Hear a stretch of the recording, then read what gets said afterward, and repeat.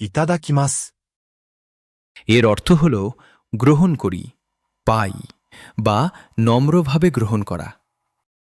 এটি সাধারণ ভার্ব মোরাইমাসের হাম্বল ফর্ম, অর্থাৎ নিজেকে ছোট করে দেখিয়ে অন্যকে সম্মান দেখানোর ভাষা।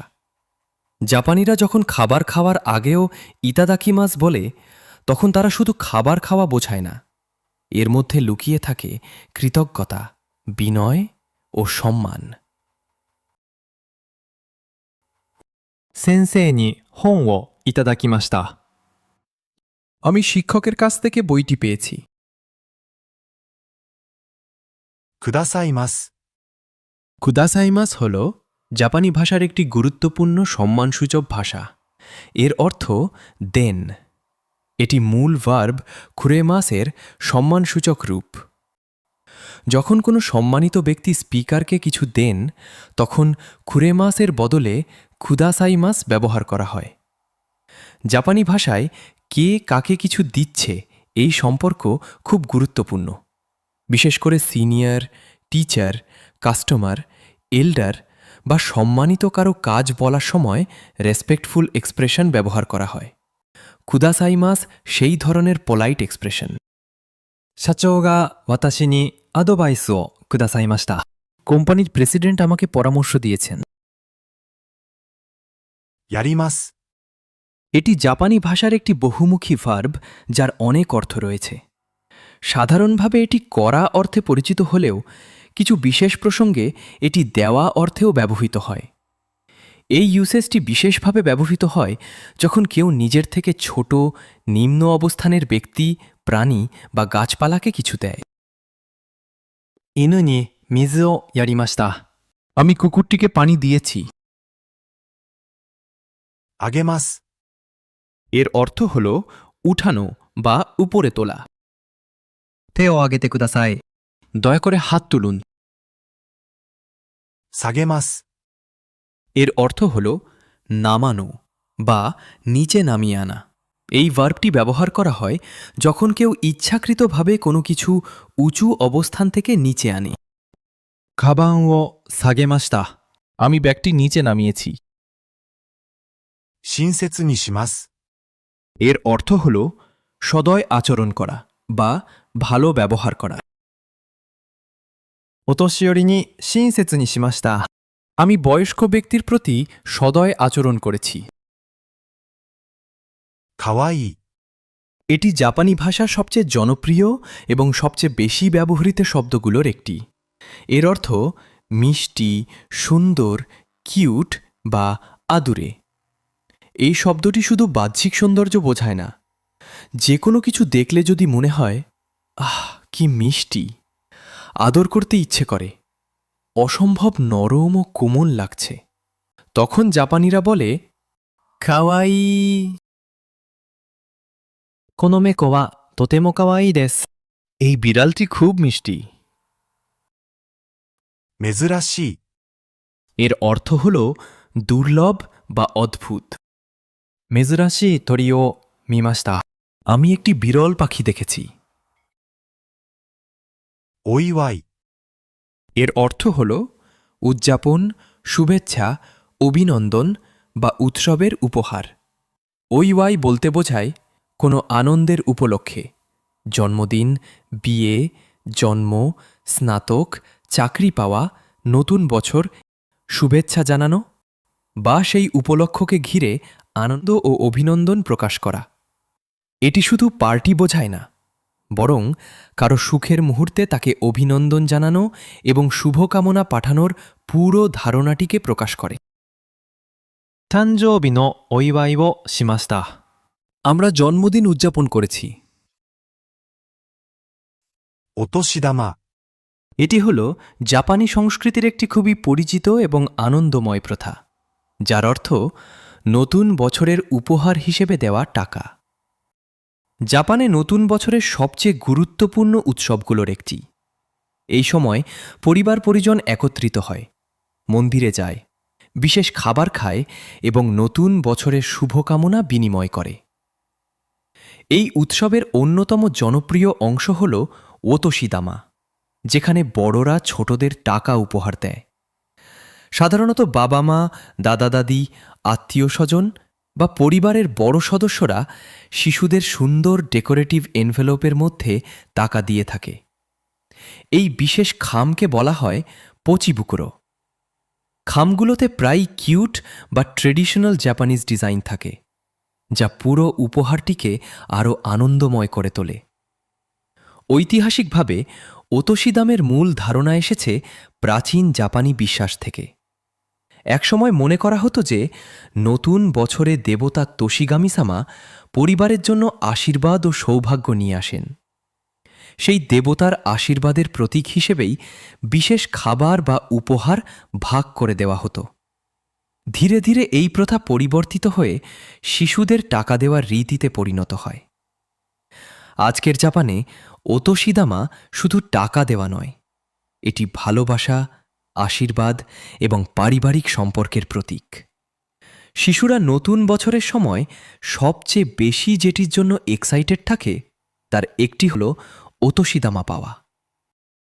子供はお年玉をもらいました。 শিশুটি নতুন বছরের টাকা উপহার পেয়েছে। お見舞い、 এর অর্থ হল রোগীকে দেখতে যাওয়া, সহানুভূতি প্রকাশ করা এবং সান্ত্বনার উপহার দেওয়া। এই শব্দটি এসেছে ভার্ব মিমাই মাস থেকে, যার মূল ধারণা হল কারো অসুস্থতা বা কঠিন পরিস্থিতিতে তার খোঁজ নেওয়া এবং সহানুভূতি প্রকাশ করা। এর আগে পোলাইট প্রিফিক্স ও যোগ হওয়ায় এটি আরও ভদ্র ও সম্মানসূচক রূপ পেয়েছে। 友達のお見舞いに行きました。 আমি বন্ধুকে দেখতে হাসপাতালে গিয়েছিলাম। 興味、 এর অর্থ হল আগ্রহ বা ইন্টারেস্ট। এই শব্দটি ব্যবহার করা হয় যখন কোনো ব্যক্তি কোনো বিষয়, কাজ, মানুষ বা ধারণার প্রতি কৌতূহল, আকর্ষণ বা জানার ইচ্ছা অনুভব করে। 日本の歴史に興味があります。 জাপানের ইতিহাসে আমার আগ্রহ আছে। 情報、 এর অর্থ হল তথ্য বা ইনফরমেশন। インターネットで情報を調べました。 আমি ইন্টারনেটে তথ্য খুঁজেছি। 文法、 এর অর্থ হল ব্যাকরণ বা গ্রামার। 日本語の文法は難しいです。 জাপানি ব্যাকরণ কঠিন। 発音、 এর অর্থ হল উচ্চারণ বা প্রোনান্সিয়েশন। 彼女の日本語の発音は綺麗です。 তার জাপানি উচ্চারণ সুন্দর। 猿、 এর অর্থ হল বানর। 動物園で猿を見ました。 আমি চিড়িয়াখানায় বানর দেখেছি। 餌、 এর অর্থ হল পশুর খাবার, ফিড বা বেট। এই শব্দটি সাধারণত প্রাণীদের খাওয়ানোর খাবার বোঝাতে ব্যবহৃত হয়। এটি পোষা প্রাণী, মাছ, পাখি বা অন্যান্য প্রাণীর খাবারের ক্ষেত্রে ব্যবহার করা হয়। এছাড়া মাছ ধরার জন্য ব্যবহার করা টোপ বা বেটের অর্থেও ব্যবহৃত হয়। 魚に餌をあげました。 আমি মাছকে খাবার দিয়েছি। おもちゃ、 এর অর্থ হল খেলনা বা টয়। 子供におもちゃを買いました。 আমি শিশুর জন্য খেলনা কিনেছি। 絵本、 এর অর্থ হল ছবির বই বা পিকচার বুক, অর্থাৎ এর মানে এমন একটি বই যেখানে গল্পের সাথে অনেক ছবি থাকে। সাধারণত ছোট শিশুদের জন্য এই ধরনের বই তৈরি করা হয়, যাতে তারা ছবি দেখে সহজে গল্প বুঝতে পারে এবং পড়ার প্রতি আগ্রহ তৈরি হয়। 母は子供に絵本を読みました。 মা শিশুকে ছবির বই পড়ে শুনিয়েছেন। 絵はがき、 এর অর্থ হল পিকচার পোস্টকার্ড। 京都で絵はがきを買いました。 আমি কিয়োটোতে পিকচার পোস্টকার্ড কিনেছি। ドライバー、 এর অর্থ হল স্ক্রু ড্রাইভার। ドライバーでネジを回します。 আমি স্ক্রু ড্রাইভার দিয়ে স্ক্রু ঘুরাই।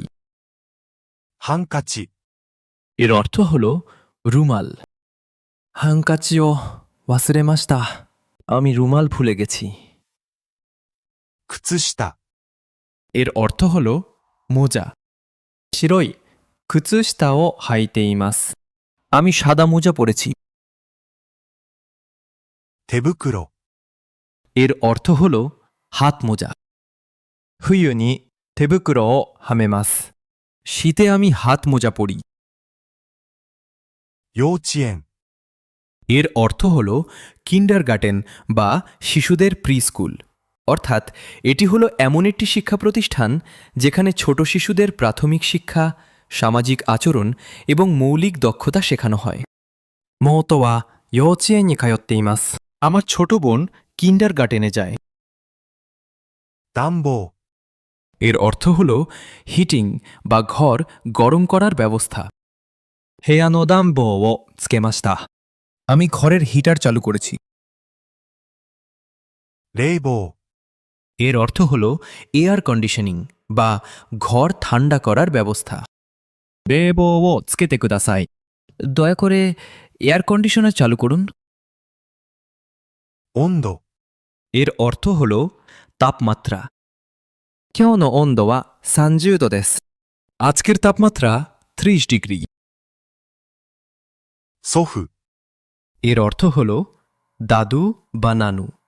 এটি সাধারণত নিজের দাদু বোঝায়। অন্যের দাদুকে সম্মান দিয়ে বলতে চাইলে ওজিসান ব্যবহার করা হয়, যা অনেক বেশি সাধারণ ও ভদ্র। 祖父は元気です。 আমার দাদা ভালো আছেন। 祖母、 এর অর্থ হল দাদি বা নানি। এটি সাধারণত নিজের দাদি নানি বোঝাতে ব্যবহৃত হয়। অন্যের দাদি নানিকে সম্মান দিয়ে বলতে ওবাসান ব্যবহার করা হয়। 祖母は料理が上手です。 আমার দাদি রান্নায় খুব ভালো। 孫、 এর অর্থ হল নাতি বা নাতনি। এটি সাধারণত নিজের নাতি নাতনিকে বোঝাতে ব্যবহৃত হয়। অন্যের নাতি নাতনিকে সম্মান দিয়ে বলতে ওমাগোসান ব্যবহার করা হয়। 祖父は孫と遊びます。 দাদা নাতির সাথে খেলে। お孫さん、 এর অর্থ হল নাতি বা নাতনি। এটি সাধারণত অন্য কারো নাতি বা নাতনিকে ভদ্রভাবে উল্লেখ করার জন্য ব্যবহৃত হয়। 田中さんのお孫さんは元気ですか？ তানাকা সাহেব, আপনার নাতি নাতনি কি ভালো আছে? おじ、 এর অর্থ হল চাচা বা মামা। এটি মূলত নিজের চাচা মামাকে বোঝাতে ব্যবহৃত হয়। おじは東京に住んでいます。 আমার চাচা টোকিওতে থাকেন। おじさん、 এর অর্থ হল চাচা, মামা বা মধ্যবয়সী পুরুষ। ওজিসাং জাপানি ভাষায় দুইভাবে ব্যবহৃত হয়। পারিবারিক অর্থ চাচা বা মামা, সাধারণ অর্থ যে কোনো মধ্যবয়সী বা বয়স্ক পুরুষকে সম্বোধন করা। তবে কাউকে সরাসরি ওজিসান বলা কিছু পরিস্থিতিতে সেন্সিটিভ হতে পারে, কারণ এতে মিডল এজড ফিলিং আছে। বিশেষ করে আনফেমিলিয়ার মানুষকে এভাবে ডাকলে রুড বা অকওয়ার্ড শোনাতে পারে। おじさんは駅で働いています。 চাচা স্টেশনে কাজ করেন। おば、 এর অর্থ হল ফুপু, খালা বা আন্ট। এই শব্দটি পরিবারের ফিমেল রিলেটিভ বোঝাতে ব্যবহৃত হয়, অর্থাৎ বাবা বা মায়ের বোন। おばは料理が上手です。 আমার ফুপু রান্নায় খুব ভালো। おばさん、 এর অর্থ হল খালা, ফুপু বা মধ্যবয়সী মহিলা। ওবাসান জাপানি ভাষায় দুইভাবে ব্যবহৃত হয়। পারিবারিক অর্থ খালা, মায়ের বোন বা ফুপু, বাবার বোন। সাধারণ অর্থ যে কোনো মধ্যবয়সী বা বয়স্ক মহিলাকে সম্বোধন করা। おばさんはスーパーで働いています。 খালা সুপারমার্কেটে কাজ করেন। 管理人、 এর অর্থ হল তত্ত্বাবধায়ক বা ম্যানেজার, অর্থাৎ এমন ব্যক্তি যিনি কোনো জায়গা, ভবন বা ব্যবস্থার দেখাশোনা ও পরিচালনার দায়িত্বে থাকেন। マンションの管理人に会いました。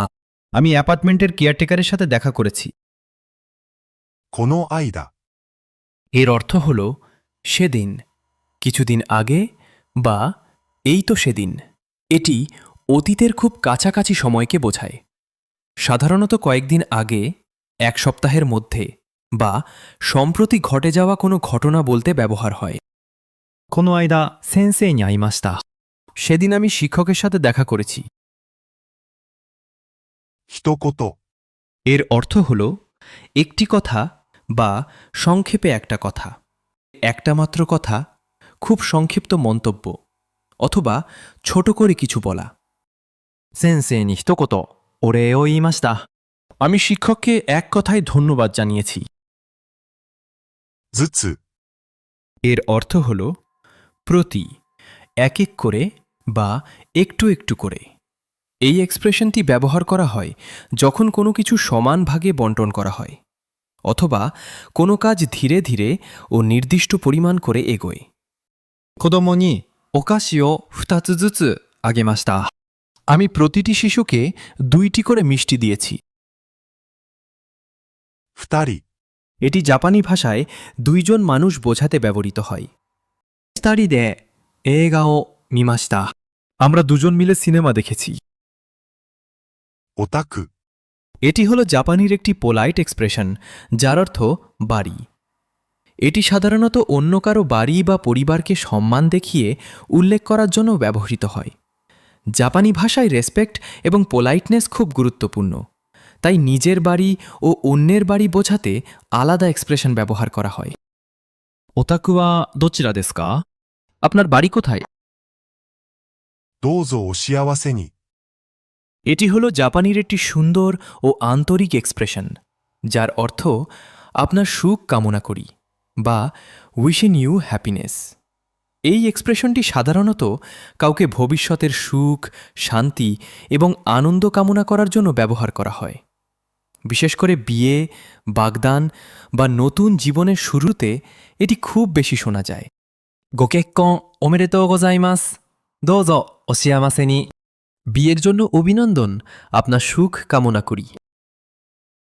昔話、 এর অর্থ হল লোককাহিনী, পুরনো গল্প বা ঐতিহ্যবাহী গল্প। মুকাশি বানাশি বলতে বোঝায় অনেক অনেক আগের সময়ের গল্প যা মুখে মুখে চলে আসছে।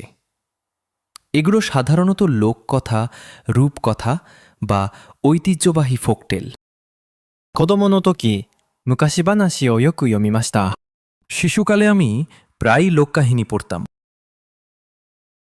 ある、 এর অর্থ হল একটি নির্দিষ্ট বা কোনো এক।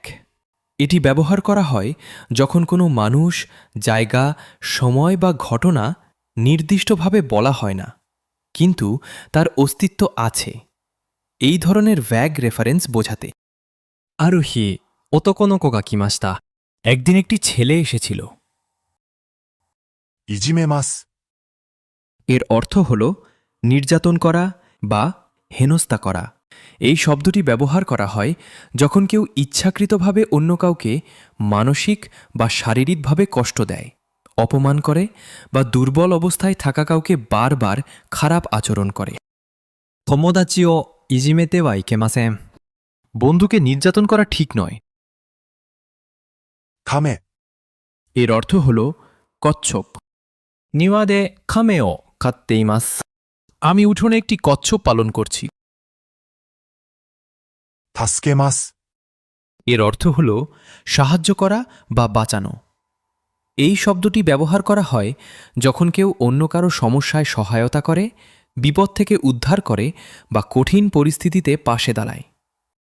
友達を助けました。 আমি বন্ধুকে সাহায্য করেছি। お姫様、 এর অর্থ হল রাজকন্যা। お姫様はお城に住んでいます。 রাজকন্যা দুর্গে থাকেন। 暮らします。 এর অর্থ হল বাস করা বা জীবন যাপন করা। 東京で暮らしています。 আমি টোকিওতে জীবন যাপন করছি।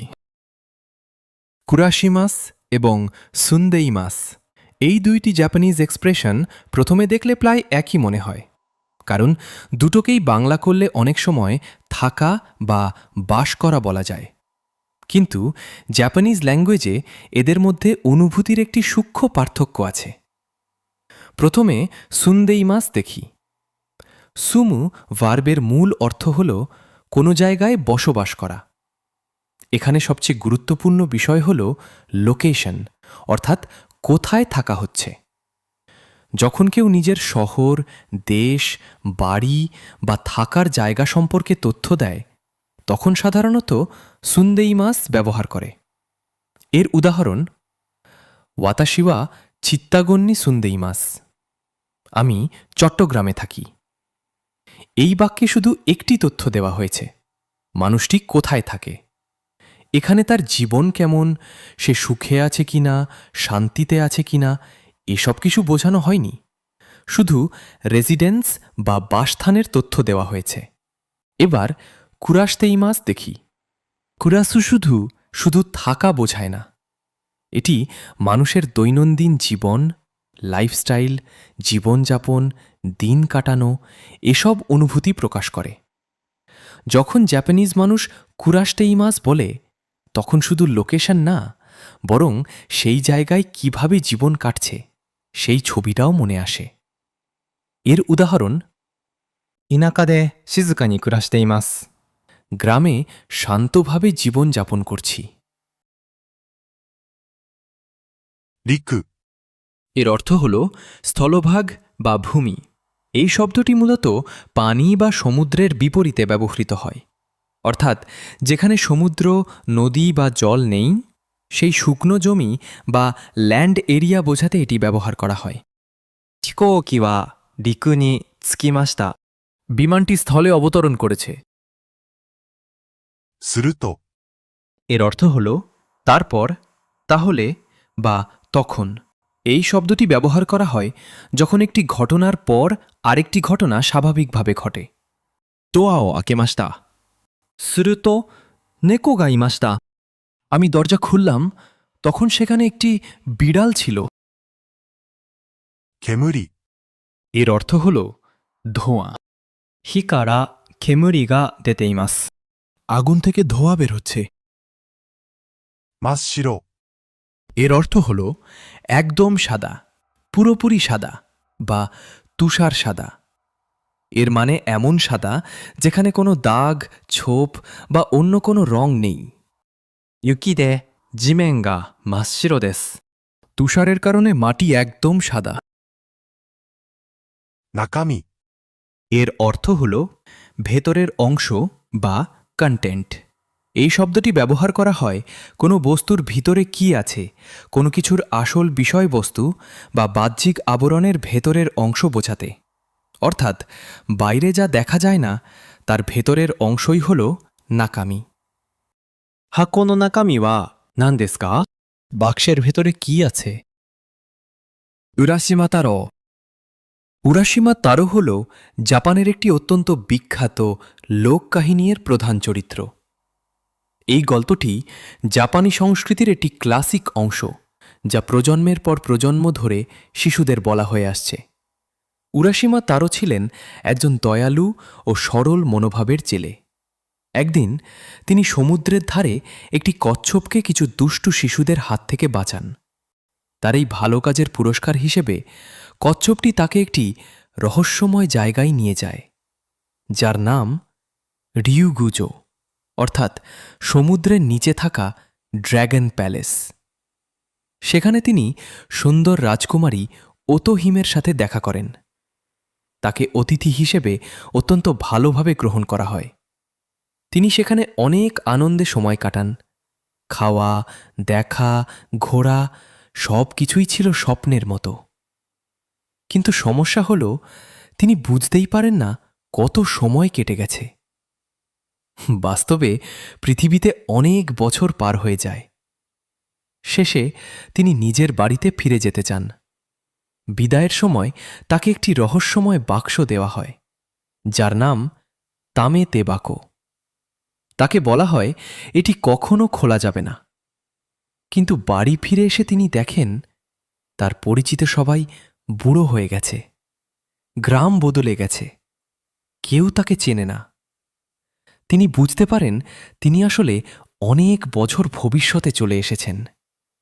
দুঃখে ও হতাশায় তিনি সেই নিষিদ্ধ বাক্সটি খুলে ফেলেন। তখনই তার শরীর দ্রুত বুড়ো হয়ে যায় এবং তিনি নিজেও একজন বৃদ্ধ মানুষে পরিণত হন।